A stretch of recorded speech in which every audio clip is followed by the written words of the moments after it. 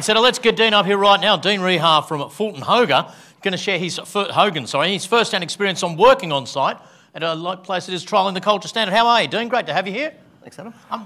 Diana's fairly bullish on how it's all going. What are your thoughts? Well, tell us about the culture standard at Fulton Hogan. Oh, yeah, okay. Good morning, everyone. And I'm just going to say I'm probably the luckiest man in the world at the moment. It's not because I get to stand on this wonderful stage here surrounded by hundreds of people. That's not the reason. It's not because I'm married to a wonderful woman, have 3 wonderful kids, and I work with some of the most magnificent people in the whole world in what I do at Fulton Hogan. Then why are you the luckiest person in the world, Dean? I was lucky enough to have one of the pilot projects with CICT. Oh. So our Brunt Road project, level crossings, a couple of years ago, we started lobbying CICT to be involved as part of one of the pilot projects. In August 2022, we officially were awarded the project through level crossings. That, I guess, started our journey with CICT. In June of this year, we actually finished our project out in the ground. So I guess we've had the full life cycle of the culture standard and how it works and the benefits of it. It's transformed the way we work at the Alliance. Every single one of our projects runs the 5-day working week and the culture standard impact because it has changed, it's been positive overall. There's always improvements and learnings as we go, but the end result is that it's a wonderful, I guess, situation. And what I'm going to try and do is, I guess, share some of our real life learnings of that. And what I'd love for everyone else to do is also ping some questions in for me to answer, because I'll stand up here and just yarn on for an hour about rubbish. But if you can actually direct my questions, it'd be much better. Fantastic. So go to the app there. You've got the little 3 bars up in the top left-hand corner. Go down to comments and questions and polls. Send some questions through. We'll get to those if time allows. Fire away, Dean. Right. So I'm going to start, I guess, with the first myth. Time, cost, productivities. Everyone says, oh, we can't run the 5-day working week.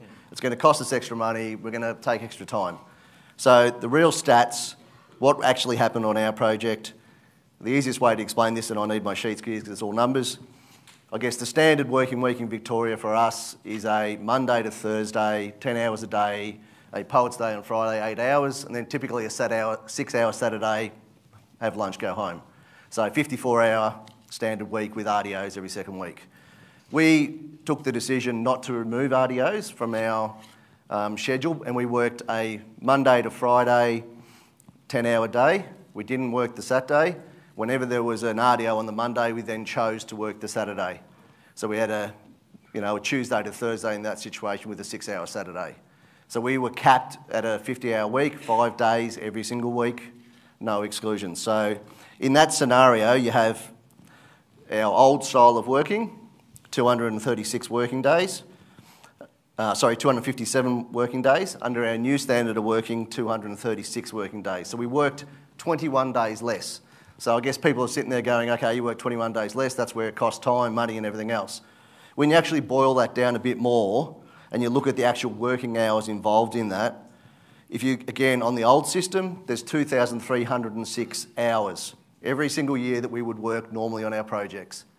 When we worked in our reformed manner on 5 days a week, 50-hour cap, there's 2,272 hours per year.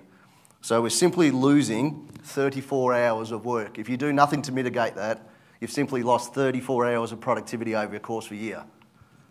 34 hours is nothing, yeah? So, and I know 34 hours to some people's a lot, so what do? So we mitigated that and we worked 1 week of night shift. You've lost 21 Saturdays through your work schedule, you throw in a week of night shift, it's the same cost as your Saturdays anyway, so there's no additional cost. You've recovered those 34 hours, you've recovered more than those 34 hours, so you've got no loss in time, you've got no additional cost, you've got no prolongation, there's no loss at all. So I guess that takes away from the myth that you lose time, cost and productivities. Hopefully it does anyway. I guess when I look at the other side of that, the blue-collar workforce or the wages workforce are the ones that we kind of manage through that system of hours. We also recognise that our staff are probably the hardest people to manage for hours because they're normally the first ones in and the last ones out.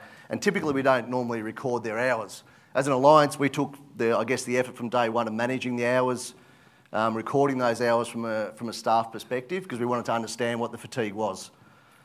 Over the journey of the 5-day working week, and actually recording people's hours from the start of the Alliance, we had percentages that sat at, I guess, people that were working, let me just find the right numbers here. So people that were working more than 60 hours per week, we sat at up to 20% of our people.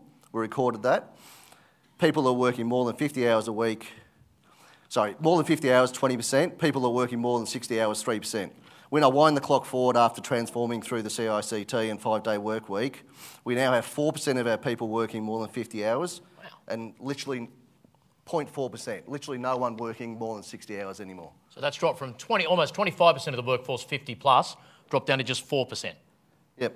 Trust me on that, I've got that. Yep. So, I mean, again, so the stats and the facts don't lie, it works. We've transformed the staff side of things, we've transformed the wages side of things.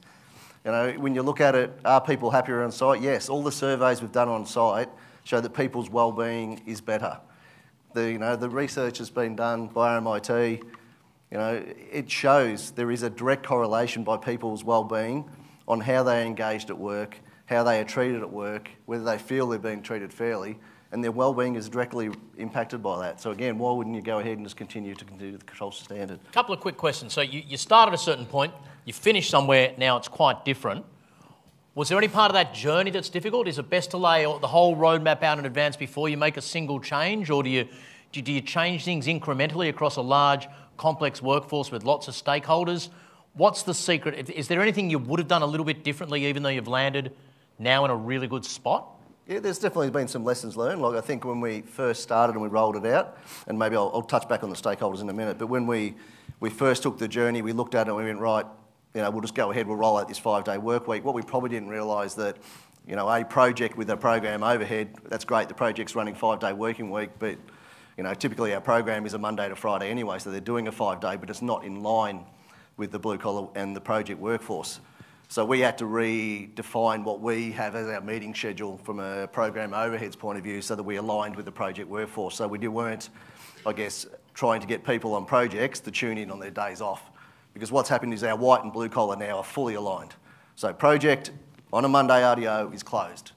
There's no white collar workforce, there's no staff rolling in on a bloody RDO because we've stuck training in for them because all of a sudden they had a day off and we thought, you know, that 60 hours a week wasn't enough, we'd get them in for a training day.